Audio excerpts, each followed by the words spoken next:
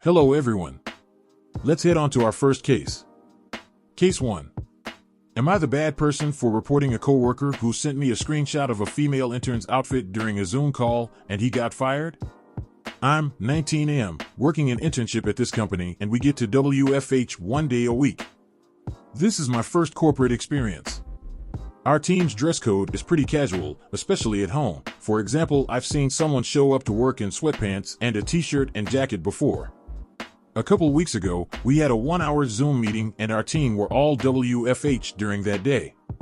The meeting was with me, Mark and James, both interns from my college that were friends with each other but that I didn't know before, Zoe, 19F intern from a different college, Aaron, my boss, and a few others. During the call, I noticed that Zoe was wearing a slightly sheer top with no bra, which became more noticeable when she turned on another light. Nobody else said anything during the call, and I thought I should say something, but I ended up not saying anything either. I rearranged the Zoom call on my screen so that I couldn't see her camera anymore. I didn't really want to say anything, especially since Aaron wasn't saying anything, and I thought that maybe he might talk to her later / deal with it or something like that, since he's her manager too. Mark was late and joined the meeting partway through. Near the end of the call, he sent me some screenshots of Zoe's camera, one being more zoomed in and with the brightness turned up, and with the message, "Bro, do you see what Zoe's wearing? LOL. We can see everything." I wasn't sure how to respond, so I just didn't respond to it. This wasn't the first questionable thing of that sort that Mark has said about and to her, and I remembered some of the stuff we were talked to about, in regards to inappropriate workplace behavior and what to do about it. Now I didn't think that message was appropriate, but I wasn't really sure right then what to do. But after thinking about it, I ended up forwarding the message to my HR person. As a result, HR ended up interviewing us to see what went on and put Mark under review, and he eventually ended up getting fired with cause. It also was found out that he sent the message to James as well. I didn't really think or intend for Mark to get fired, but that's what happened. When I got back to the office, it was just me and James there that morning, and he went to me and told me that it wasn't too big of a deal and that I didn't need to get Mark fired and that now he's screwed because he's close to graduating his master's degree. I didn't really know how to respond to that, and I just went to my seat and got to work. Zoe ended up thanking me and said she didn't mean that for her outfit, but she also said she wished someone had said something during the meeting and that Aaron spoke to her about attire later. Before this, I was getting along really well with the team and was getting stuck into one of the projects. But after Mark got fired, Aaron, who was also mentoring me, as well as James, started talking to me a bit less. The next one-on-one meeting with Aaron was shorter, and there was less small talk at the office. They also stopped the bantering that we were having fun with too. I don't think I overreacted, and I felt that message wasn't right to send to me, but now the vibe at work is different and colder. Am I the bad person for reporting Mark, leading to him being fired? What do you guys think? Lay down your ruling in the comments section, and let's move on to our next story. Case 2. Am I the bad person for telling my father's girlfriend that the more she talks about Jesus, the less she'll see my child? For context, I, 26F, come from a Catholic family, but my parents decided not to raise me and my siblings as such, my father due to a crisis of faith he had years ago, and my mother because she hated practicing it. We were all baptized, for our grandparents' sakes, but nothing beyond that. We never prayed, didn't have any first communions, and didn't read the Bible. I didn't even set foot in a church until I was 14. I'm very grateful for that upbringing. Today, I'm agnostic, and I don't have a great relationship with the church. My husband's family is also Catholic, but he doesn't practice it. Our first child was born earlier this month, and we decided to raise him without religion. Neither of our extended families cared much, but we've been having some trouble with a few people over it. My father has been dating a Christian woman for 6 years. I'll admit I don't like her, but I don't dislike her either. Before I got pregnant, she wasn't the preachy type, to me, at least. She wasn't happy when I told her I was agnostic, but didn't try to change my mind. She did talk about her religion a lot, and kept trying to get my father to engage with it frequently, but not much beyond that. Soon after I announced my pregnancy, my husband and I had dinner with my father and his girlfriend, during which she told us she knew the perfect place for the baptism. We said we weren't planning on baptizing our baby. And from that moment, she got annoyingly preachy to me and my husband. It was mostly indirect stuff, such as giving the whole family speeches about how glad she was to have Jesus in her life, but some were impossible to mask as unrelated. She gave me a decorative cross for the nursery on my baby shower, tried to make us all say grace during Christmas dinner, which we've never done before, with or without her, and kept bringing up a priest friend of hers who just so happened to also do baptisms. My husband and I stood by our decision. Fast forward to now, our baby was born a couple weeks early. He was pretty much full term, but we were all still worried. He's perfectly healthy, and we're all doing well.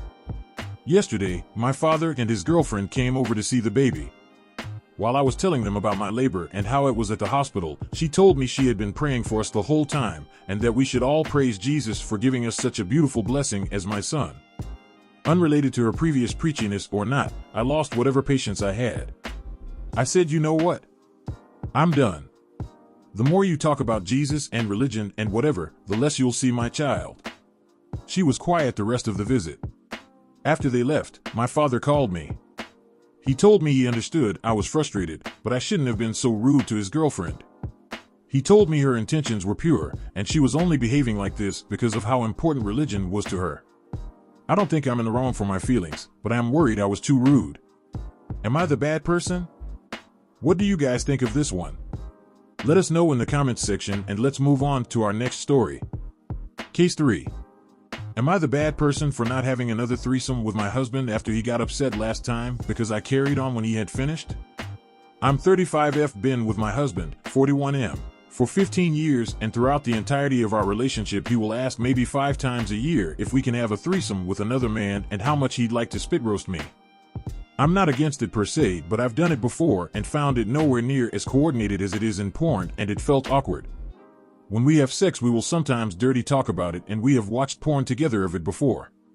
A few months ago something happened in our life that made me think we only live once. I'll do it for him as it's something he's always wanted. He took some pictures of me and we posted them onto specialist wife sharing sites and spoke to a lot of men.